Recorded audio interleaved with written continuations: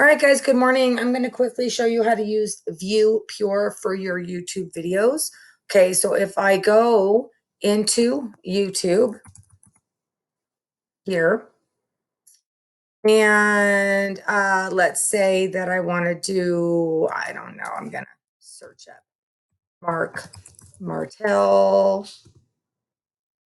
doing Bohemian Rhapsody, whatever. Okay, so I'm going to hover over this video here, right click, and then I'm going to copy the link address from YouTube. Okay. Then I'm going to go into viewpure.com, right click and paste that link there and hit Purify.